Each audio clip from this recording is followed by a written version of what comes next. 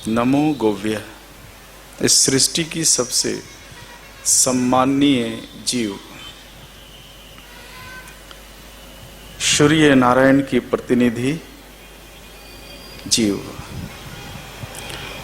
ब्रह्मा की पुत्रियां जीव, ऐसी सम्माननीय आदरणीय गौ माता को कोटि कोटि नमन। आज इस संवाद कथा का तीसरा दिन है। परम आदरणीय बाबा स्वामी जी और उनका संगठन समर्पण ध्यान केंद्र और उनके सभी साधक, इन सभी का आभार प्रकट करते हुए आज की इस कथा को आरंभ करूंगा। उनके प्रयास से, उनके साधकों के प्रयास से मोरबी नगर में यह संभव हो सका गौ विज्ञान की कथा करने का। सभा में पधारे हुए सभी मोरबी नगर के भाई बहन, देशभक्तगण, गौ भक्तगण, आज मुझे आपसे दिनचर्या अध्याय पर बात करना था, लेकिन कुछ भाइयों ने निवेदन किया है कि आज मैं अपनी गौ माता के अर्थशास्त्र पर आपसे बात करूं। इसलिए पहले अर्थशास्त्र पर बात करूंगा कि हमारी गैया हमें और हमारे राष्ट्र भारत को कितनी अर्थ दे सकती है। दुनिया के मानचित्र में सबसे आर्थिक रूप से सबसे शक्तिशाली राष्ट्र बना सकती है, इस विषय पर पहले बात करूंगा और इसके बाद महर्षि वाग्भट जी का जीवन, घाघभट्टरी जी का जीवन और ऋषि चरक जी के जीवन पर बात करूंगा और महर्षि वाग्भट जी द्वारा दिए गए दिनचर्या अध्याय के 46 सूत्रों पर बात करूंगा। मैं थोड़ी सी बात मैं संक्षिप्त में कर लूं, कुछ लोग आज नए होंगे।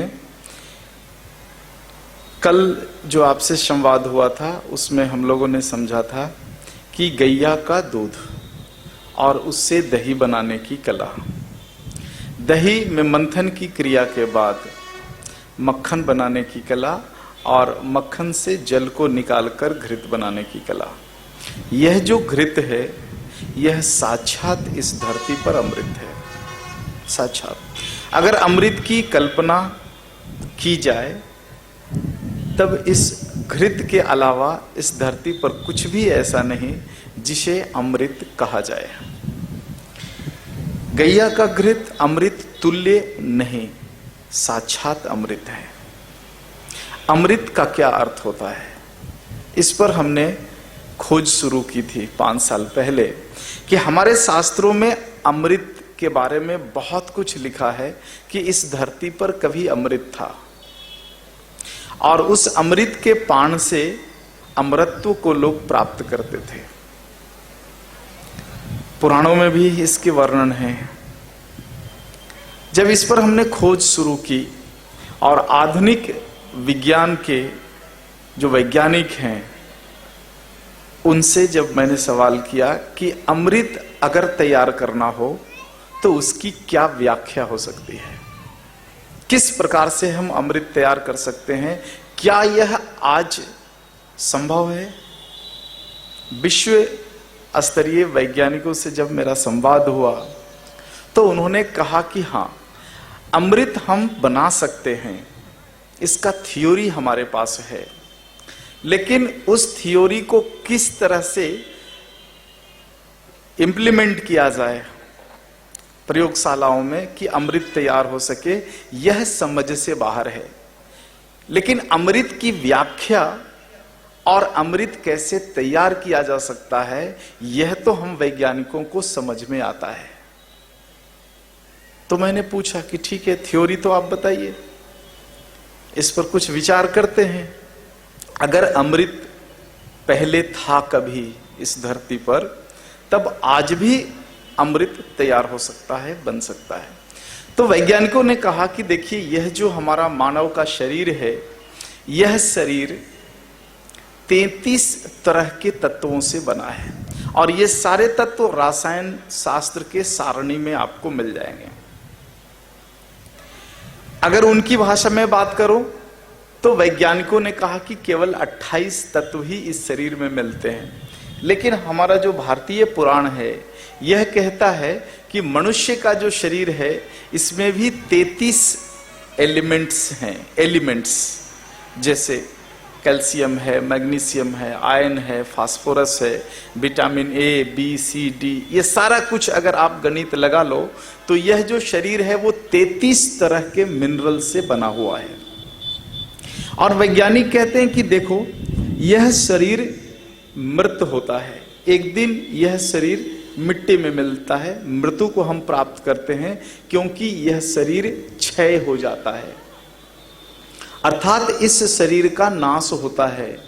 नाश होने का कारण क्या है कि यह शरीर जिन जिन तत्वों से बना है इन तत्वों में धीरे धीरे कमी आती है और जैसे जैसे हमारे शरीर में तत्वों में कमी आती है वैसे वैसे शरीर के अंग शिथिल पड़ते जाते हैं और अंगों की शिथिलता ही इस शरीर को मृत्यु की ओर लेकर जाता है। इसलिए अगर 33 तत्वों का संग्रह या उनकी भाषा में 28 तत्वों का संग्रह अगर हम कर सकें और उसे एक टैबलेट या कैप्सूल का रूप अगर दे सकें तब यही अमृत है। एक ऐसी औषध जिसमें मनुष्य के शरीर में पाए जाने वाले सभी तत्व एक साथ इकट्ठे हों। तो मैंने उनसे कहा कि यह तो बड़ा सरल काम है, आप सभी लोग क्यों नहीं करते? तो उन्होंने अपना दर्द बताया कि यही तो मुश्किल है कि शरीर में जो 28 तत्व जिनकी खोज हम लोगों ने की है इन सबको इकट्ठा मिला नहीं सकते और अगर इकट्ठा मिला दें तो एक बड़ी समस्या आती है। जैसे शरीर में कैल्शियम की कमी हो गई और अगर वह अमृत रूपी टैबलेट या कैप्सूल अगर हमने खिला दिया तो शरीर में कैल्शियम का स्तर तो बढ़ेगा, सामान्य पर आ जाएगा, लेकिन जो दूसरे तत्व सामान्य थे ये बढ़ जाएंगे। तो हमने एक कैल्शियम की पूर्ति के लिए अमृत रूपी कैप्सूल दिया तो दूसरे सारे तत्व बढ़कर के मालूम नहीं कितने रोग पैदा कर देंगे। हमारी समस्या यहीं पर अटक रही है अमृत के निर्माण में कि हम अमृत का निर्माण कर नहीं सकते क्योंकि दुनिया में कोई ऐसी औषध है नहीं जो बढ़े हुए कैल्शियम को घटा दे और घटे हुए कैल्शियम को बढ़ा दे। आज तक हमें यह मिला नहीं।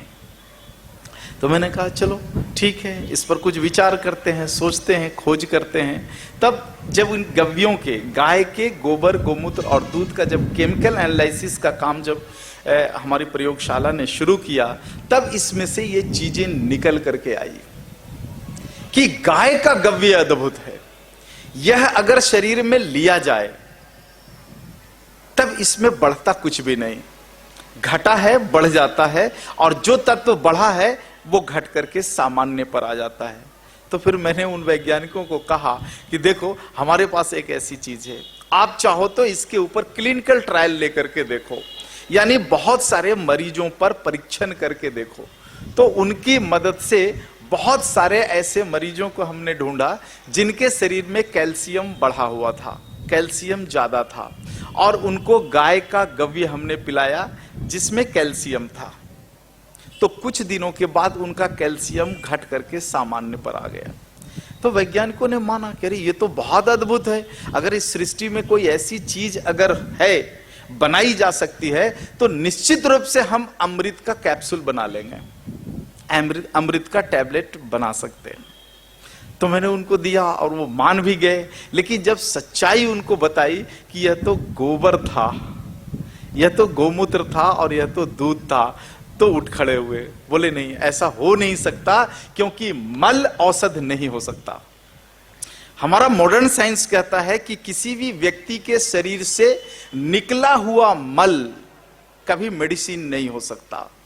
किसी भी जीव के शरीर से निकला हुआ यूरिन कभी भी मेडिसिन नहीं हो सकता। हां, दूध पर उन्होंने माना कि दूध में कुछ पोषकता संभव है और इससे कुछ चीजें हो सकती है। दूध का जब केमिकल एनालिसिस करके देखा तब उसमें से मनुष्य के शरीर में पाए जाने वाले 16 मिनरल्स मिले। तो वैज्ञानिकों ने कहा जी इसकी संख्या तो 28 है और आपके दूध में तो 16 है, तो ये तो अमृत हो नहीं सकता। गोबर और गोमूत्र के बारे में उनका तर्क यही था कि अगर बहुत अच्छा गोबर, अगर बहुत अच्छे क्वालिटी का अगर मेडिसिन है तो गाय बाहर क्यों निकालती है, रख लेना चाहिए उसको।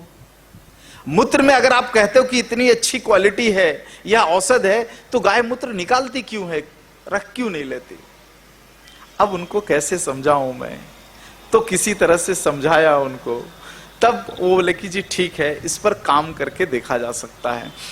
और तब से उन वैज्ञानिकों की मदद से जो है गाय के गव्यों पर बहुत सारे हजारों क्लिनिकल ट्रायल ऐसे हमने किए, और शरीर में अगर आयरन बढ़ा हुआ है तो गैया का गव्य ले लो, आयरन घट करके नॉर्मल पर आता है, घटा हुआ है बढ़ जाता है। इसका जो सबसे बड़ा जो प्रयोग हुआ पिछले 3 सालों में वह हुआ लगभग भारत की 100 माताओं के ऊपर। कोई भी माँ, कोई भी बहन अगर माँ बनती है तो उसके शरीर में जो भ्रूण तैयार होता है, इस भ्रूण को तैयार करने में शरीर 3 तरह के मिनरल्स को सोखता है, लेता है। शरीर में 3 ऐसी चीजें हैं जो बहुतायत मतलब बहुत ज्यादा संख्या में भ्रूण के निर्माण में लगता है। एक कैल्शियम लगता है, दूसरा मैग्नीशियम लगता है और तीसरा आयरन लगता है। ये 3 चीजें मां के शरीर से गर्भाशय में बहुत ज्यादा क्वांटिटी में जाता है और तब कहीं जाकर के भ्रूण का शरीर बनता है, भ्रूण का निर्माण होता है। इसीलिए कोई भी माता अगर गर्भ धारण करती है और वो चिकित्सालय में जाती है तो आप देखोगे डॉक्टर जो है वो आयरन का टैबलेट खिलाएगा कि आयरन खाओ, कैल्शियम का टैबलेट देगा, मैग्नीशियम का टैबलेट देगा। ये 3 तत्व बहुत ज्यादा लगते हैं। तो ऐसी 100 से ज्यादा माताओं के ऊपर पिछले 3 साल में हमने ये प्रयोग करके दिया कि जो माताओं ने गर्भ धारण किया और स्वेच्छा से इस एक्सपेरिमेंट के हिस्सा बने, उन माताओं को हमने कहा कि आप कोई भी गोली मत खाना, कोई भी टैबलेट मत खाना। आपके शरीर में जो कैल्शियम, मैग्नीशियम और आयरन है, इसको हम चाहते हैं कि गव्यों से पूर्ति करें। तो गव्यों से इसकी पूर्ति का काम हमने शुरू किया। उनको नियमित रूप से गौमूत्र पिलाया, दूध पिलाया और कभी जरूरत पड़ी तो गोबर का रस भी उनको दिया। और जो परिणाम आया उस परिणाम से तो मैं भी चौंक गया, क्योंकि जिन माताओं पर ये परीक्षण हमने किया था सभी माताओं का जो प्रसव क्रिया है 100% नैसर्गिक हुआ। कई माताएं तो ऐसी हुई जिन्हें पता ही नहीं चला कि प्रसव क्रिया आरंभ होने वाली है और घर में ही बच्चे को जन्म दे दिया। कई माताओं ने तो रास्ते चलते हुए पेड़ के नीचे बच्चे को जन्म दे दिया, थोड़ी भी तकलीफ नहीं हुई। ऐसा अद्भुत परिणाम आया। तो इस परिणाम पर जो है एक विश्लेषण रिपोर्ट हमने तैयार किया, सरकार को भी भेजा और हमारा जो मेडिकल जर्नल निकलता है हर साल पंचगव्य का, उसमें भी उसको स्थान दिया 5 उदाहरण लेकर के। उसमें से एक उदाहरण आपके गुजरात का भी है। हाँ, तो ऐसा है कि देखो गाय और उसका गव्य इतना अद्भुत है कि शरीर में किसी चीज की कमी हो आप ले लो, अगर आपके शरीर की जरूरत नहीं है तो शरीर कभी भी उसको ग्रहण नहीं करेगा, लेगा नहीं, वो मल के रास्ते से, मूत्र के रास्ते से बाहर निकल जाएगा। लेकिन अगर किसी तत्व की कमी है शरीर में तो निश्चित रूप से गव्यों में से सोख लेगा। तो इसके लिए जो एक अद्भुत कार्य है वो हमारे देश के 7 ऋषियों ने अद्भुत कार्य किया इस क्षेत्र में। सप्त ऋषि के बारे में सुने होंगे कि हमारे देश में सप्त ऋषि हुए, 7 ऋषियों का एक समूह हुआ जिन्होंने सृष्टि के निर्माण में बड़ी भूमिका निभाई। और उन्होंने बड़े बड़े जितने भी जो प्रयोग है, एक्सपेरिमेंट है, ये सब सप्त ऋषियों ने ही किया है। गाय के दूध से दही बनाने की क्रिया इन्हीं ऋषियों की खोज है, सप्त ऋषियों की खोज है। दही को मथ करके उसमें से मक्खन निकालना इन्हीं सप्त ऋषियों की खोज है। मक्खन से अग्नि निकालना, सूर्य को प्रकट करना, यह सब सप्त ऋषियों ने ही काम किया है। इन 7 ऋषियों ने 7 फार्मूले दिए हैं। हाँ, गव्यों को ग्रहण करने के 7 फॉर्मुलेशंस दिए हैं कि 7 प्रकार से हम गाय के गव्यों को ले सकते हैं। उसमें से एक फार्मूला जो सबसे सरल है, सबसे आसान है, इस फार्मूले को मैं लिखवा देता हूं आपको, आप लिख लो और अपने जीवन में कभी इसका उपयोग करके देखो कितना अद्भुत परिणाम निकलता है। आप क्या करना कि 1 चम्मच या कोई भी क्वांटिटी ले सकते हो, 100 ml 100 मिलीलीटर भारतीय नस्ल के किसी भी गाय का मूत्र ले लेना आप। यह मूत्र किस गाय का हो, उसकी अवस्था क्या हो, उसके कुछ 8-10 बिंदु हैं, इसको भी मैं आगे लिखवा देता हूं आपको। तो गैया का गौमूत्र एक नियत क्वांटिटी ले लो, 50 ml हो सकता है, 100 ml हो सकता है, जितनी आपकी जरूरत है उस हिसाब से। उतना ही गोबर से रस निकाल लो। गोबर जो गैया देती है उसमें एक सफेद कपड़ा, सूती का, खादी का सफेद कपड़ा, उस गोबर में आप मिला करके गूंध लेना आप, और इसके बाद उस कपड़े को आप निचोड़ोगे तब उसमें से गोबर का रस निकल जाएगा।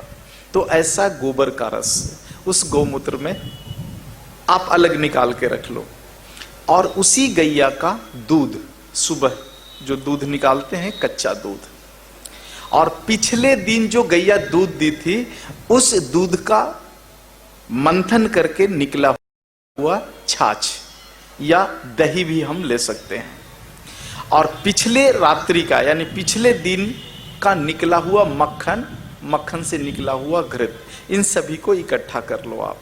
और सबसे पहले किसी एक पात्र में गौमूत्र डालिए, जितना आपने गौमूत्र डाला है उतनी क्वांटिटी में दही उसमें मिलाइए। दूसरे नंबर पर दही मिलाइए, दही नहीं है छाछ मिला दीजिए आप।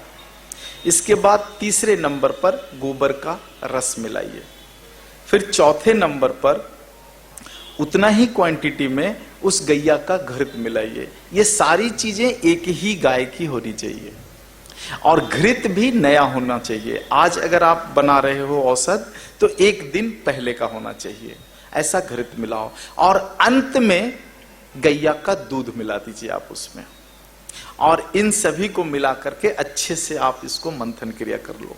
छोटी मथनी मिलती है, उस मथनी को लेकर के अच्छे से मथो आप।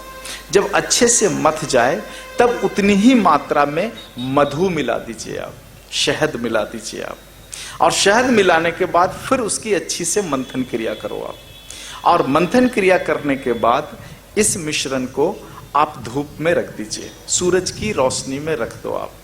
15 से 20 मिनट तक सूरज की रोशनी में यह मिश्रण पकेगा, और जब पक गया तब यह इस सृष्टि का अमृत तैयार हो गया। इसको हमने लैब में केमिकल एनालिसिस करके देखा तो पता चला कि हमारे शरीर में जितने भी तत्व हैं सारे इसमें हैं, और इसकी जो अद्भुत ताकत है वो ऐसी है कि शरीर में अगर कोई भी तत्व की कमी है उसको पूरा करेगा, सम पर लेकर के आएगा। अगर ज्यादा है तब उसको घटा करके सम पर लेकर के आएगा। तो इसका जो है परिणाम कैसा निकलता है शरीर पर, ये 100 मरीजों पर हमने परीक्षण करके देखा, और अलग अलग बीमारियों में परीक्षण करके देखा। यह एक ऐसी अद्भुत औषध है, इस औषध को लेने के लिए किसी भी डॉक्टर के सलाह की कोई जरूरत नहीं है। किसी भी मेडिकल एक्सपर्ट से पूछने की जरूरत नहीं है। आपके शरीर में कोई भी व्याधि होने दो, कोई भी रोग होने दो, इन 5 गव्यों को मधु के साथ ले लो आप, उस बीमारी का जड़ मूल से निवारण हो जाएगा। जड़ मूल से, किसी एक्सपर्ट की सहायता की जरूरत नहीं है। ये जो जिन माताओं पर हमने जो परीक्षण किया, 100 से ज्यादा माताओं पर, इन माताओं ने जब भी अपने बालक को जन्म दिया तो जन्म के बाद, तुरंत बाद, मां के दूध पीने के पहले इस मिश्रण को हमने बच्चों को खिलवाया। मां के दूध के पहले क्यों पिलवाया? तो इसका एक कारण है। ऋग्वेद का एक सूक्त है, गावो सोमस्य प्रथमस्य भक्ष, ये हमारे ऋग्वेद कहते हैं कि इस सृष्टि में एक ही चीज ऐसी है जो किसी भी बच्चे को मां के दूध से पहले दिया जा सकता है। यह ऋग्वेद कहते हैं। गावो सोमस्य, गावो का अर्थ होता है गाय से प्राप्त द्रव्य। कैसा है? सोम की तरह है। सोम किसको कहते हैं? चंद्रमा को कहते हैं। तो चंद्रमा कैसा है? चंद्रमा शीतल है, सरल है और सुंदर है। तो गाय का कोई भी गव्य सोम की तरह है, गावो सोमस्य। और कैसा है? प्रथम भक्ष्य। भक्ष्य का मतलब होता है ग्रहण करना, खा लेना, ले लेना। तो प्रथम भक्ष्य। इस धरती पर मनुष्य जब पहली बार अपनी मां के गर्भ से बाहर निकलता है, तब पहली बार अगर इस धरती पर कुछ खाने योग्य अगर वस्तु है तो वह गव्य है। इसी सूत्र के आधार पर हमने इस मिश्रण को तैयार किया और बच्चा जैसे ही गर्भ से बाहर निकला और उसका नाल मां के गर्भ से जैसे ही अलग हुआ, प्रथम बार उसके जीभ पर 3 बूंद हमने डलवाया और बचा हुआ जो द्रव्य था, पंचगव्य था, यह उसकी मां को खिलाया। और कई बच्चों को तो 15 दिन तक खिलाते रहे, प्रतिदिन 3 बूंद। ये बच्चे अभी सब बड़े हुए हैं, कोई 6 महीना का है, कोई 1 साल का है, कोई 1.5 साल 2 साल का है। इन बच्चों की जो बौद्धिकता है, इसके लिए मेरे पास शब्द नहीं है। उन बच्चों के पास जो साहस है, मैं कुछ कह नहीं सकता हूं। कितना अद्भुत साहस है, उनकी कितनी अच्छी समझ है। उन बच्चों का जब व्यवहार मैं देखता हूं उनके घरों में, तो उनके माँ पिता कहते हैं कि इन बच्चों ने मेरे घर का अभी तक कोई भी वस्तु नहीं तोड़ा है। जबकि अक्सर बच्चे किसी भी वस्तु को तोड़ देते हैं। आपके हाथ से मोबाइल लेंगे, पटक देंगे। घर में कोई भी वस्तु है, चढ़ेंगे और गिरा देंगे, तोड़ देंगे। लेकिन इन बच्चों का जो व्यवहार है घर के साथ, माँ पिता के साथ, वो बिल्कुल अद्भुत है। उन बच्चों के हाथ से आज तक कुछ टूटा नहीं, उन बच्चों को आज तक कोई खिलौने की जरूरत नहीं पड़ी। उन बच्चों को जब मैं देखता हूँ, जाता हूँ उनके घरों पर और देखता हूँ, तो छोटे छोटे 1-1 साल के जो बच्चे अभी तैयार हुए हैं, अपनी माँ के साथ रसोई घर में रोटी बेलते हुए मिलते हैं। 1 साल की बच्ची है, वो गोल रोटी बेल लेती है। वह बच्ची अपने बड़े भाई के साथ बैठकर कुछ सुन लेती है, कभी भूलती नहीं है। इतनी अच्छी समझ है। माँ पिता ने जो कुछ भी कहा, मान लिया टीवी नहीं देखना, ठीक है बंद कर दो। इतनी अच्छी समझ आई है। हमने यह जो एक्सपेरिमेंट है, प्रयोग, तो किसी और कारण से किया था, लेकिन इसमें से बहुत सारी अच्छी अच्छी चीजें निकल करके आई। और तब हमें लगा कि ऋषियों ने इसे कितना साल पहले परीक्षण करके इस सूत्र को लिखा होगा, गावो सोमस्य प्रथमस्य भक्ष्य। लेकिन आज का भारत भूल गया, क्योंकि अंग्रेजों ने कहा कि ऋग्वेद मिथ्या है। ऋग्वेद तो कोरी कल्पना है, ये तो किसी पागल का लिखा हुआ न जाने कैसा ग्रंथ है जिसका कोई सार नहीं और हमने कभी पढ़ के देखा नहीं। बस अंग्रेजों की बात मान लिए कि अंग्रेजों ने कहा है ये कोरी कल्पना है, तो है कोरी कल्पना।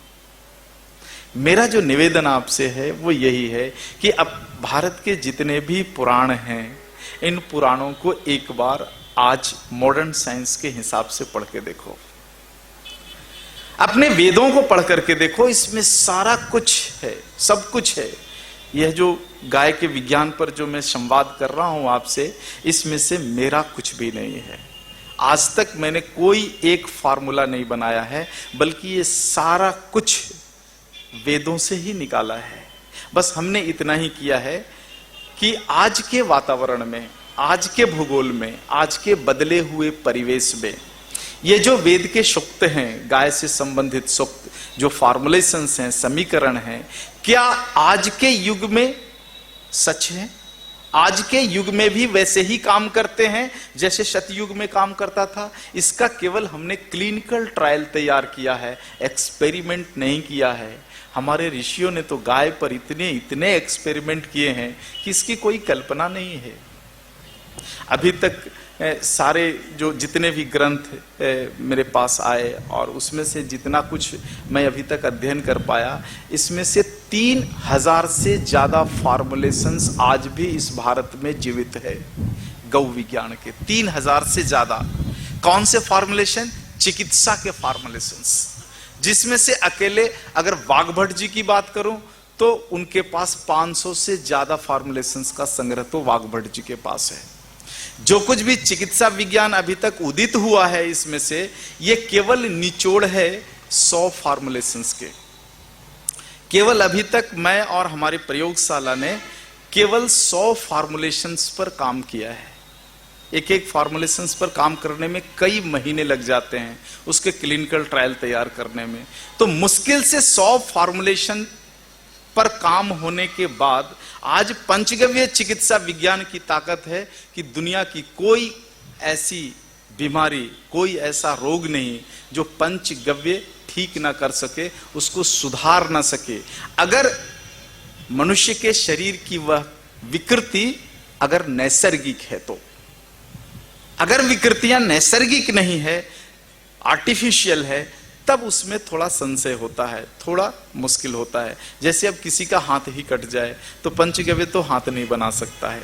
यह कृत्रिम विकृतियां हैं। ऐसी विकृतियों को छोड़कर नैसर्गिक रूप से शरीर के अंदर जितनी भी बीमारियां होती है, इन सभी बीमारियों पर गाय के गव्य अद्भुत काम करते हैं। और वैज्ञानिकों ने मान लिया कि सच में गाय अद्भुत है, क्योंकि इनके गव्य तो बिल्कुल अमृत की तरह ही काम करते हैं। इस क्लिनिकल ट्रायल के बाद जो है दबी जुबान में वैज्ञानिकों ने माना कि इस सृष्टि में अगर कुछ भी अमृत है तो वह गाय का घृत है, गाय का गव्य है। तो इसको अपने जीवन में आप उतारो। और कोई भी पंचगव्य का अगर एक्सपर्ट ना मिले आपको, गव्यसिद्ध कोई डॉक्टर ना मिले आपको, तब इसको जरूर अपने ऊपर आप अप्लाई करके देख लेना, अद्भुत परिणाम मिलेगा इसमें से। अब इसमें से एक जो विषय बड़ी जानकारी वाला है, वो ये विषय है कि किस गाय का गौमूत्र हम लें, किस गाय का गोबर लें हम। तो इसमें कुछ बिंदु हैं, 8-10 बिंदु हैं। इसको अगर आप नोट कर लो चाहो तो, ये आपके बड़ी बहुत काम में आने वाला है। ऐसी गाय का गव्य लो आप जिस गाय की आयु कम से कम 28 साल हो या 3 साल हो तो बहुत ही अच्छा है, और वह भारतीय नस्ल की गाय हो। भारत में कुल 360 प्रजाति की गायें पहले थी, लेकिन गायों का नाश जिस गति से हुआ, अब मुश्किल से 100 प्रजातियां बची हुई है। इस बची हुई 100 प्रजातियों में किसी भी प्रजाति का मूत्र आप ले सकते हैं, उस गाय की अवस्था कम से कम 3 साल हो। हाँ, कम से कम 3 साल हो ऐसी गाय। उस गाय में क्या देखना है कि वह गाय बीमार ना हो, यह दूसरा बिंदु है। गाय बीमार ना हो, इसकी जांच आप कैसे करोगे? आप तो कोई वेटनरी डॉक्टर नहीं हो, तो सरल तरीका है। गाय बीमार ना हो इसकी जांच के लिए सरल तरीका है। गाय का कान पकड़िए। अगर गाय के कान का तापमान आपके शरीर के बराबर है, इसका मतलब गाय बीमार नहीं है। आप गाय का होंठ देखिए, होंठ जो सबसे बढ़िया सेंसर है दुनिया का। अगर होंठ पर पानी के बूंद हो तो समझ लो कि गाय बीमार नहीं है। ये 2 सरल तरीके हैं गाय स्वस्थ है या नहीं है इसकी पहचान करने का। तो ऐसी गाय जो 3 साल, कम से कम 3 साल की आयु का हो और उसके कान का तापमान आपके शरीर के तापमान के बराबर हो और उसके होठ पर पानी के बूंद हो, ओश के बूंद जैसे बूंद होते हैं पानी के, गीला मतलब होठ गीला हो, ऐसी गाय हो। और समय क्या हो तो वह प्रातः काल का समय हो तो बहुत ही अच्छा होता है। हाँ, और क्या देखना है उसमें? अगर गाय गर्भवती है तब उसका गर्भ 7 महीना से अधिक का ना हो। और गाय ने अगर बच्चा दे दी है, बच्चा जन्म दी है, तो बच्चा जनने के 2 महीने बाद का हो। हाँ, यानी गाय बच्चा अगर दी है तो 2 महीना पहले और 2 महीना बाद, मुख्यतः 45 दिन लिया जाता है, लेकिन मैंने 2 महीना आपसे इसलिए कहा है क्योंकि कोई त्रुटि ना हो जाए लेने में। तो बच्चा अगर जन्म दी है गाय, तब 2 महीने बाद की स्थिति हो। और कुछ ग्रहों की स्थितियों पर भी विचार करना चाहिए। जैसे अगर उस दिन सूर्य ग्रहण लगा हो तब उस दिन का मूत्र ना हो। अगर उस दिन चंद्र ग्रहण लगा है तब चंद्र ग्रहण के दिन का मूत्र ना हो। अगर उस दिन सूरज उदय ना हुआ हो, उस दिन का मूत्र ना हो। सूरज अगर नहीं उदित हुआ है तब उस दिन का मूत्र मत लेना। जैसे वर्षा ऋतु में कुछ दिन ऐसे होते हैं जब सूरज दिखाई नहीं देता, बादलों के अंदर ढका हुआ रहता है, मेघों के अंदर रहता है, तो उस रात्रि का, उस दिन का गौमूत्र ना हो। अगर चंद्र उदय ना हुआ, उस रात्रि का मूत्र ना हो। देखो, महीने में एक दिन ऐसा आता है, अमावस्या, जिस दिन चंद्रमा का उदय नहीं होता है, यानी अमावस्या की रात्रि वाला, रात्रि के अगले दिन का ना हो, वो दिन छोड़ देना। और 2 और दिवस ऐसे होते हैं इस धरती पर, भारत भूमि पर, जिस दिन चंद्रमा जो है सूरज से चलने वाली परावर्तित किरणों को धरती पर नहीं भेजती है, बल्कि धरती के सतह से बहुत ऊपर वो रिफ्लेक्ट होकर के गुजर जाती है। और वह जो दिवस होता है वह चंद्रमा का 11वां दिन होता है, जिसे हम एकादशी कहते हैं। शुक्ल पक्ष की एकादशी या कृष्ण पक्ष की एकादशी। इतने नियम हैं। इन नियमों को ध्यान में रखते हुए आप गौमूत्र का संग्रह कीजिए, गोबर का संग्रह कीजिए और दूध का संग्रह कीजिए। आप इतने बिंदुओं पर विचार करने के बाद, और फिर सबको मिलाकर, जैसे हमने कहा है, समभाग में सबको मिलाकर, मधु मिला करके, मंथन क्रिया करके धूप में रख दो आप 15 से 20 मिनट। 15 से 20 मिनट में ये सारे गव्य मधु के साथ क्रिया करके और अमृत तैयार कर देते हैं। और ऐसा अमृत आप दुनिया के किसी भी रोगों में, और केवल मनुष्य शरीर का नहीं, बल्कि इस धरती पर जितने भी 84 लाख तरह के जो जीव जंतु हैं, किसी भी जीव जंतु के शरीर पर यह अमृत की तरह कार्य करता है। इतना अद्भुत है ये।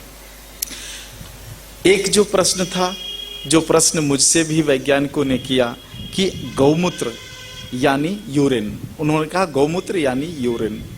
यूरिन कभी भी ड्रग्स नहीं हो सकता है। हाँ, गोबर मतलब काऊ डंग।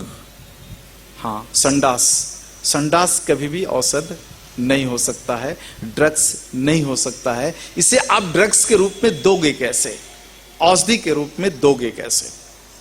उनका कहना सही है कि शरीर में जब कुछ भी भोज्य पदार्थ हम डालते हैं और जब पाचन क्रिया होती है, उसमें उस भोजन में जितना कुछ न्यूट्रिशंस हैं, ये सारा शरीर सोखता है।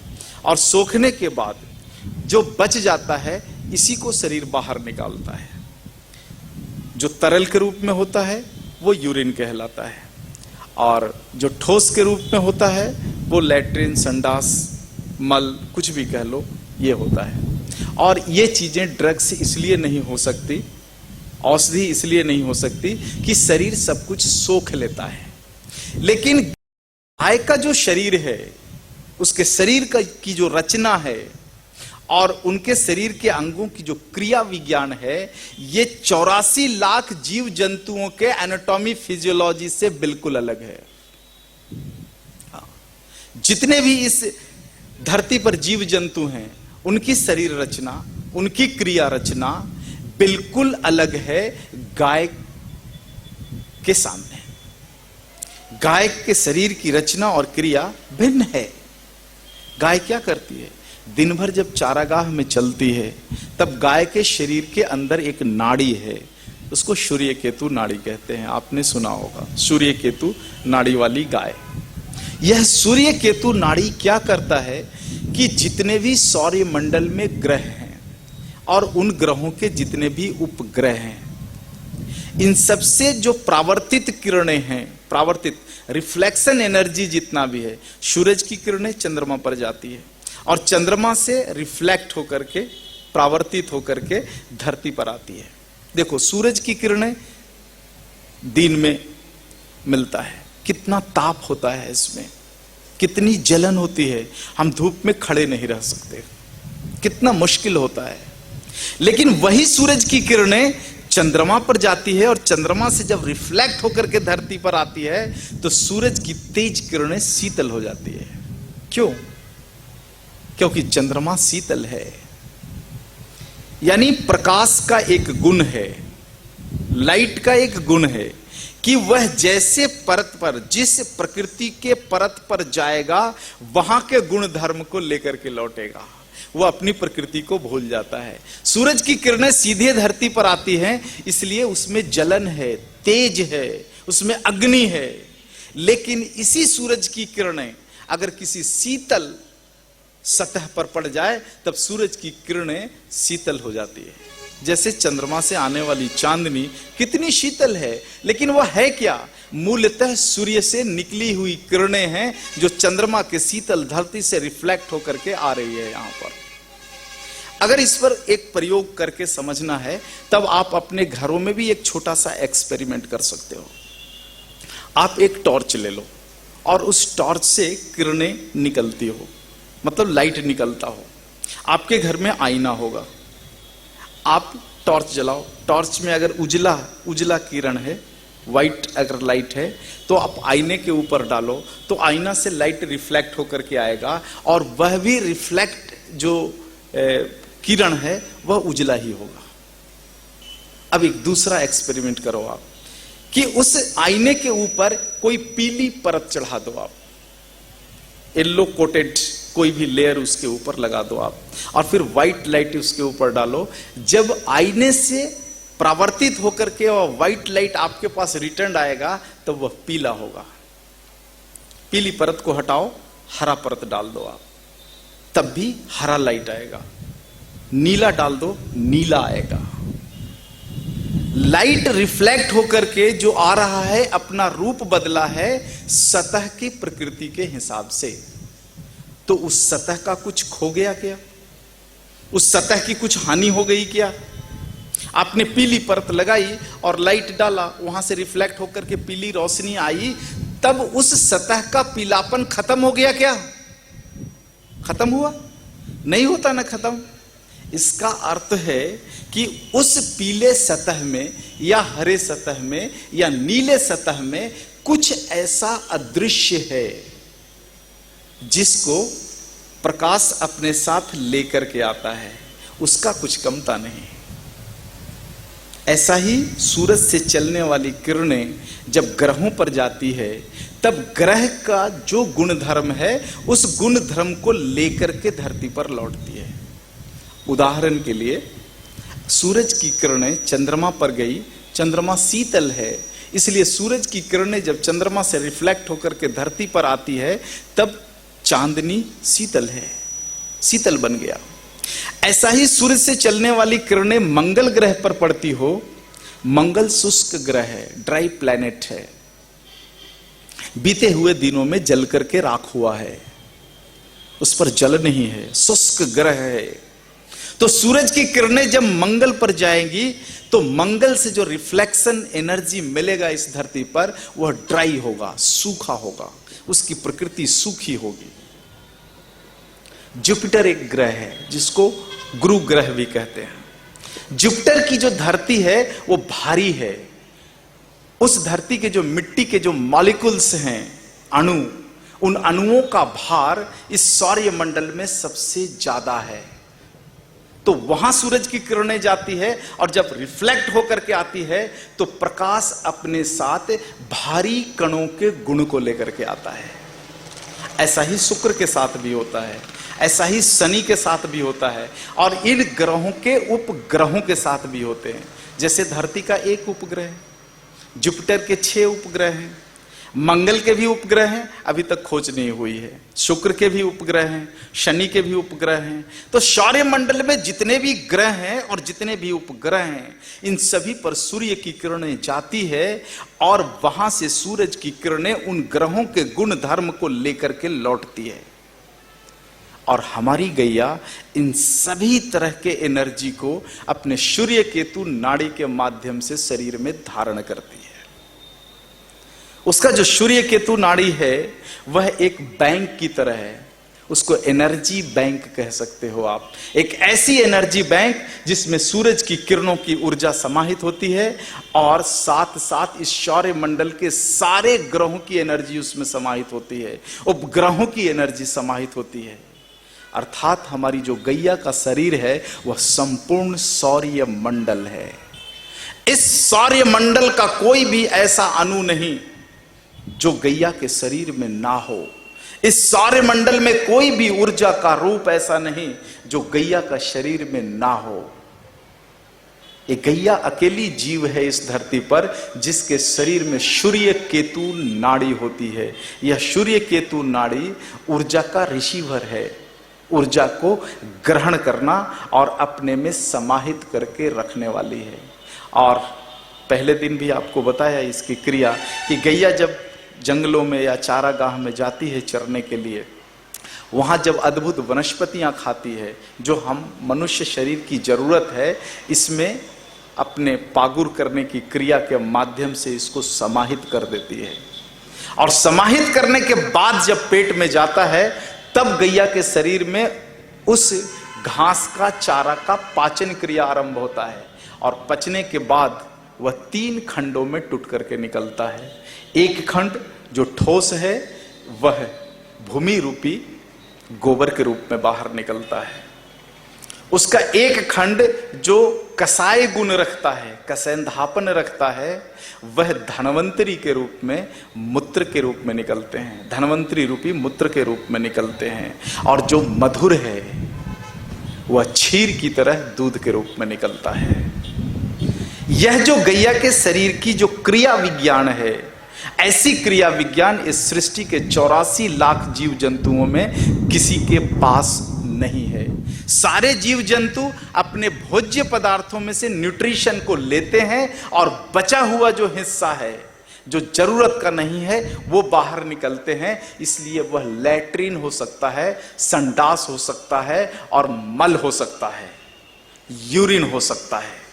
लेकिन गैया उसमें से कुछ लेती नहीं है, बल्कि इस सौर्य मंडल के सारे ग्रहों की ऊर्जा को उसमें मिला देती है और मिलाने के बाद उसको 3 खंडों में निकालती है। इसलिए गैया का गोबर कभी लैट्रिन नहीं हो सकता, गैया का गोबर कभी संडास नहीं हो सकता, गैया का गोबर कभी भी काऊ डंग नहीं हो सकता। वह तो गोमय है। हमारे ऋग्वेद ने स्पष्ट किया है, गोमय वस्ति लक्ष्मी।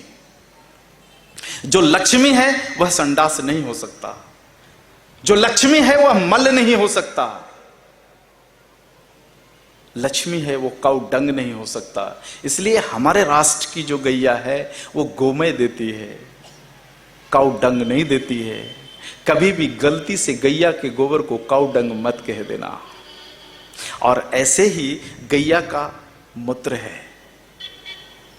हाँ, गोमय वस्ति लक्ष्मी, गौमूत्र धनवंतरी। ये जो गौमूत्र हैं वो साक्षात धनवंतरी हैं। मूत्र को कभी भी यूरिन मत कह देना। काऊ यूरिन, हमारी गैया का मूत्र कभी नहीं हो सकता। Urine is different. यूरिन का डेफिनेशन विज्ञान में अलग है, उसको कैसे मूत्र कह सकते हो? गौमूत्र तो बिल्कुल नहीं कह सकते। गौमूत्र तो गैया के शरीर से निकला हुआ ऐसा द्रव्य है जिसमें साक्षात भगवान धनवंतरी का निवास है। भगवान धनवंतरी कौन है जानते हो आप सभी? भगवान धनवंतरी कौन है? यह जब सृष्टि उदित हुआ, यह जब सृष्टि उदित हुआ, सौर्य मंडल का जब निर्माण हुआ और उसमें से मनुष्य किसी ग्रह पर रूप धारण किया और वहां से प्रलय होते होते आज हम पृथ्वी तक आए हैं, तब इस पृथ्वी पर जब सृष्टि के निर्माण की बात हुई तो ब्रह्म कनों ने, कल ब्रह्मा जी के बारे में बताया कि ब्रह्मा कौन है। ब्रह्मा सृष्टि का वह अदृश्य कण है जो शिव ऊर्जा और विष्णु ऊर्जा को एकत्रित रखता है। वह इनविजिबल एनर्जी है जिससे इस सृष्टि में सब कुछ संचालित है। तो ऐसी ऊर्जा ने इस सृष्टि पर निरोगी जीवन जीने के लिए, 84 लाख जीव जंतुओं के निरोगी जीवन जीने के लिए आयुर्वेद का निर्माण किया। आयुर्वेद मतलब ऐसा वेद, वेद मतलब विज्ञान, एक ऐसा विज्ञान जिससे इस सृष्टि के 84 लाख जीव जंतुओं को लंबी आयु मिले। ऐसा एक विज्ञान उदित किया जिसे हम वेद कहते हैं, आयुर्वेद कहते हैं जिसको। ब्रह्मा ने इस ज्ञान को अपने पुत्र को दिया, यानी उन ब्रह्म ऊर्जाओं द्वारा तैयार इस धरती पर जो पहला मानव हुआ प्रजापति, प्रजापति को यह ज्ञान मिला। और प्रजापति के बाद जो है लोक कल्याण के लिए इस ज्ञान को आगे बढ़ाते बढ़ाते ऋषियों की परंपरा आने के पहले जिस व्यक्ति के पास यह ज्ञान था वह व्यक्ति धन्वंतरी हैं। इसलिए धन्वंतरी जी को जो है वो चिकित्सा शास्त्र के भगवान मानते हैं हम सभी। ऋषि चरक जी पितामह हैं और ऋषि चरक जी को जहां से ज्ञान आया, जिस स्रोत से ज्ञान आया, वह ऋषि धन्वंतरी हैं, भगवान धन्वंतरी हैं। और वह भगवान धन्वंतरी का वास कहां पर है? गौमूत्र में है। यह सूक्त है हमारे ऋग्वेद का, गौ में वसति लक्ष्मी गौमूत्र धन्वंतरी। धन्वंतरी का अर्थ है गौमूत्र। धन्वंतरी और गौमूत्र में कोई फर्क नहीं है। अब आप ही कल्पना करो कि इस धरती पर हमारे पास आज भी इस कलयुग के दूसरे चरण में गौमूत्र रूपी धन्वंतरी हैं, फिर हम किस वैद्य की ओर जाते हैं? किस वैद्य की तलाश में हैं? कौन से मेडिकल साइंस की तलाश में हम हैं? कौन से चिकित्सा शास्त्र की तलाश में हैं? जबकि हमारे घर की गैया और गैया के मूत्र में आज भी धन्वंतरी विद्यमान हैं। हम किस हॉस्पिटल की खोज में लगे हुए हैं? थोड़ा अपना पट को खोल दो और भारत देश में आज जो कुछ भी विज्ञान बचा है, वेदों में जो समाहित है, पुराणों में समाहित है, इनको एक बार आंखें खोलकर पढ़ना शुरू करो। आपको जीवन में कभी हॉस्पिटल जाने की जरूरत नहीं पड़ेगी। जिस राष्ट्र में धन्वंतरी आज भी विद्यमान हो गौमूत्र में, उस राष्ट्र के लोगों को उन लोगों की ये हालत कि आज भारत में 85% जनसंख्या गंभीर रूप से बीमार है। 1000 यहाँ के लोग प्रतिदिन कैंसर से मर रहे हैं। इस राष्ट्र में 2500 लोग हार्ट अटैक से प्रतिदिन मर रहे हैं। इस देश की 30% जनसंख्या ट्यूबरकुलोसिस से पीड़ित है। और चिकित्सा के नाम पर इस देश में 60 लाख करोड़ रुपया प्रति वर्ष फूंका जाता है। मैं फूंकना शब्द इसलिए ले रहा हूं यहां उपयोग में क्योंकि उससे आज तक किसी की चिकित्सा होती नहीं। यह 60 लाख करोड़ रुपया एलोपैथी चिकित्सा पर खर्च करती है हमारी सरकारें। हर साल का जो है केंद्र सरकार का और आप अपनी सरकार का और भारत के सभी प्रदेश सरकारों का आप अगर हेल्थ बजट उठा करके देखो और उसको जोड़ो, 60 लाख करोड़ रुपए का हेल्थ बजट होता है। सरकारी क्षेत्र और निजी क्षेत्र, private sector and government sector दोनों को मिलाकर 30 लाख करोड़ रुपए अकेले केंद्र सरकार निकालती है और 30 लाख करोड़ में पूरे भारत के प्रदेश सरकारों का बजट होता है। 60 लाख करोड़ रुपया इस देश में हेल्थ के नाम पर फूंक देने के बावजूद भी इस देश में 1000 लोग प्रतिदिन कैंसर से मर रहे हैं और 2500 लोग हार्ट अटैक से मर रहे हैं। हमारे देश की 30% बेटियां शादी से पहले बांझ है, 25% युवा विवाह से पहले नपुंसक है। इस पीड़ा ने ही मुझे उत्तेजित करता है कि 60 लाख करोड़ रुपया को फूंकना मैं कहता हूं। हमारी सरकारें फूंक दे रही है, निजी क्षेत्र के लोग फूंक दे रहे हैं इतने रुपये को। उस राष्ट्र में इतना पैसा फूंका जा रहा है जिस राष्ट्र में आज भी धन्वंतरी गौमूत्र में विद्यमान है। वह राष्ट्र और राष्ट्र के राष्ट्राध्यक्ष कटोरा लेकर भीख मांगने के लिए वर्ल्ड बैंक के सामने खड़े हो जाते हैं, IMF के सामने खड़े होते हैं। जिस देश की गैया आज भी गोबर देती है जो साक्षात लक्ष्मी है, जिस देश की 2 करोड़ गायें प्रतिदिन 15 से 20 किलो लक्ष्मी प्रदान करती है, और उस राष्ट्र का राष्ट्राध्यक्ष भीख मांगने के लिए अमेरिका चला जाए, खड़ा हो जाए। तकलीफ यहीं पर होती है कि हम अपनी गैया के गोबर को आज तक पहचाने नहीं, गैया के मूत्र को कभी पहचाना नहीं। इसमें दुनिया का सबसे श्रेष्ठ अर्थशास्त्र है। एक ही उदाहरण मैं आपके सामने रखता हूं। हमारे पास 400 गाय है हमारी गौशाला में।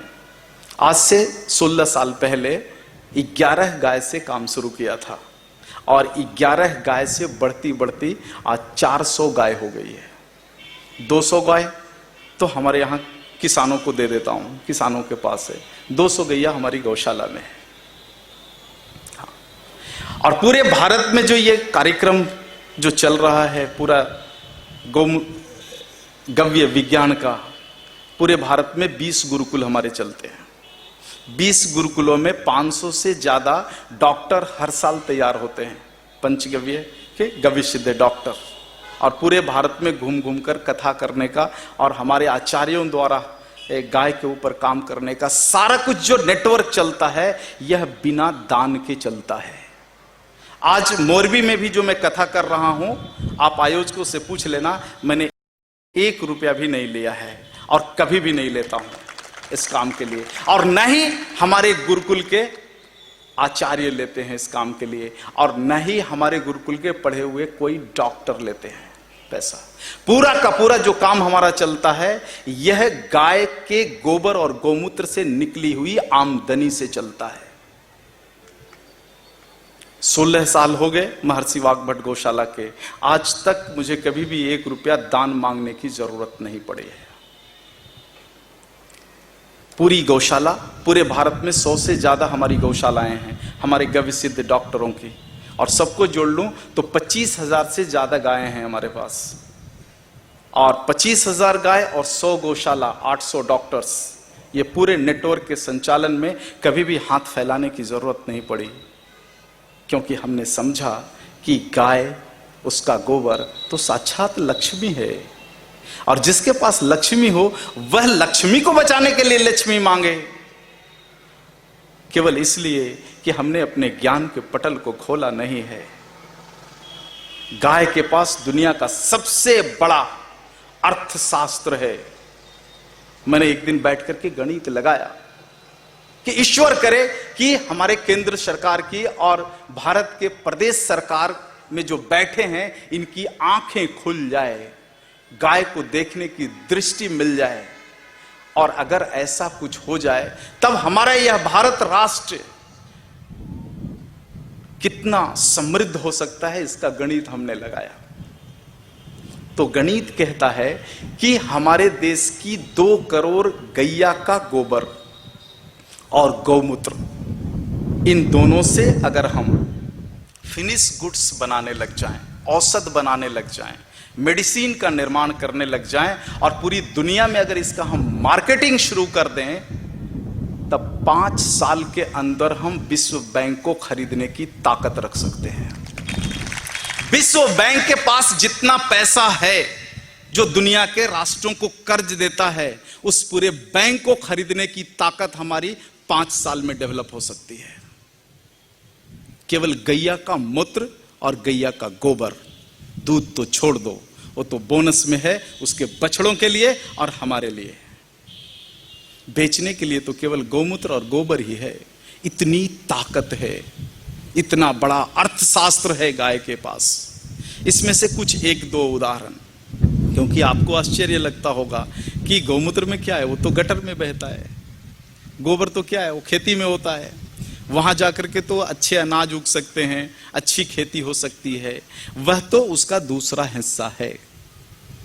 अगर गैया के गोबर से हम भस्म बना लें, और कल भस्म के बारे में विस्तार से मैंने चर्चा किया ही है आपको, और दुनिया आज जो है ऑक्सीजन की कमी के कागार पर बैठा है।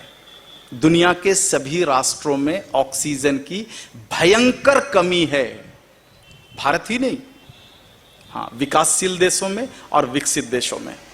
दोनों तरह के देशों में ऑक्सीजन की भयंकर कमी है और आने वाले दिनों में ऑक्सीजन का बहुत बड़ा व्यापार होने वाला है, बहुत बड़ा विपणन होने वाला है, जैसे पानी का विपणन हो गया। भारत में आज 1600 करोड़ रुपए का पानी का बिजनेस है, व्यापार, टर्नओवर। पानी हमारे देश में बोतलों में बंद करके 1600 करोड़ रुपए का बिकता है। 1600 करोड़ का टर्नओवर है हमारे देश में बोतल बंद पानी का। और वह भी, ये आंकड़ा कहां से निकला है? केवल सेंट्रलाइज्ड कंपनियों का। आपके मोरबी में अगर कोई बोतल बंद पानी बनाता हो और केवल मोरबी में अगर बेचता हो या आसपास के जिला में बेचता हो, तब उसका गणित इसमें जुड़ा हुआ नहीं है। यह जो 1600 करोड़ का जो टर्नओवर है, यह तो पानी बेचने वाली बड़ी कंपनियों का टर्नओवर है और कल ऑक्सीजन बिकने वाला है। तो मुझे तो कभी कभी तकलीफ भी होती है कि भगवान का दिया हुआ फ्री का ऑक्सीजन इस देश, भारत देश में बिके। तकलीफ भी होती है, लेकिन एक खुशी भी होती है कि जब इस देश में ऑक्सीजन बिकने लग जाएगा ऊंचे भाव में, उस दिन भारत के लोगों को गाय याद आएगी, क्योंकि गाय के पास शुद्ध ऑक्सीजन है। कल पूरा फार्मूला आपको हमने बताया। 2 करोड़ गाय का गोबर, अगर इस सारे गोबर को भस्म बनाकर इसमें से ऑक्सीजन निकाल करके सिलेंडर में अगर बेचने का काम ही भारत की सरकार कर दे, तो विश्व बैंक तो जल्दी खरीद सकेंगे हम। हाँ, मेरा जो सपना है विश्व बैंक को खरीदने का है, गैया की ताकत से। आपकी चाहे जो कल्पना हो। हाँ, मैं तो यही कल्पना करता हूं कि भारत का वह दिन बहुत जल्दी आए कि हमारी आर्थिक ताकत विश्व बैंक और IMF दोनों को खरीदने की हो, क्योंकि ये दोनों विश्व के नंबर 1 और 2 के गुंडे हैं, माफिया हैं। पूरे देश, पूरे दुनिया को नचाते हैं, पूरे दुनिया के राष्ट्राध्यक्षों को अपनी मुट्ठी में रख करके मनमर्जी का काम करवाते हैं, मनमर्जी का काम करवाते हैं। इसके 2 उदाहरण आपके सामने रखता हूं कि ये कैसे भयंकर गुंडे हैं ये दोनों। हमारे देश के जो अभी वर्तमान प्रधानमंत्री जी हैं, सम्माननीय नरेंद्र मोदी जी, उन्होंने एक बहुत अच्छी पहल 6 महीने पहले की।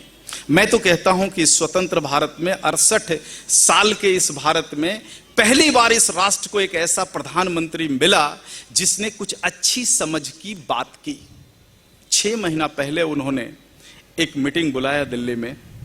उसमें मेडिकल काउंसिल के बहुत सारे डॉक्टर्स और एक्सपर्ट्स बैठे थे और सबसे मोदी जी ने एक ही विनय किया कि मैंने समझा है कि भारत के गांवों में डॉक्टर्स जो है अपनी सेवाएं प्रदान नहीं करते हैं। जितने भी गांव में प्राथमिक चिकित्सा केंद्र हैं, इन केंद्रों पर डॉक्टर्स की ड्यूटी लगी होती है, लेकिन वो सेवा प्रदान नहीं करते, बल्कि वहां पर कंपाउंडर सेवा प्रदान करते हैं। मरीजों के साथ सीधा सीधा अगर किसी का संपर्क है तो वह डॉक्टर के नीचे वाला जो ग्रेड है कंपाउंडर और नर्स से, इनका सीधा सीधा संबंध है। और कंपाउंडरों को और नर्सों को जो प्रैक्टिकल ज्ञान है, प्रायोगिक चिकित्सा का ज्ञान है, वह डॉक्टर से ज्यादा है। तो डॉक्टरों के एसोसिएशन ने कहा कि आप कहना क्या चाहते हैं? तो हमारे सम्माननीय प्रधानमंत्री महोदय जी ने कहा कि मैं यही कहना चाहता हूं कि भारत देश में जो 23 लाख डॉक्टरों का जो पद खाली है, कमी है इस देश में 23 लाख डॉक्टरों का पद। मैं चाहता हूं कि इस देश के कंपाउंडर और नर्सों को चिकित्सा करने का लीगल अधिकार दे दिया जाए, ताकि गांव के प्राथमिक केंद्रों पर वहां काम करने वाले, सेवा प्रदान करने वाले कंपाउंडर और नर्स एक अधिकार के साथ गांव के लोगों की चिकित्सा कर सकें। भारत देश के डॉक्टर्स एसोसिएशन के सारे पदाधिकारी उठ गए और एक ही चीज कहा, साइलेंट, बोल नहीं सकते आप। हमारे सम्माननीय प्रधानमंत्री जी के मुख से कोई शब्द नहीं निकला। किसके इशारे पर इस देश के डॉक्टरों का इतना साहस? किस राष्ट्र के राष्ट्राध्यक्ष के साथ ये बात करता हो? साइलेंट, आप बोल नहीं सकते कुछ। मन में तो अंदर बात थी कि इस राष्ट्र को अभी लूटना है और उसमें आप रोड़ा नहीं बन सकते। किसके इशारे पर? यही 2 गुंडों के इशारे पर। इतने खतरनाक हैं ये दो गुंडे, इसलिए मेरी कल्पना बनती है, रात को मेरे सपने भी यही आते हैं कि हमारा राष्ट्र भारत कभी इन दो गुंडों को खरीदेगा।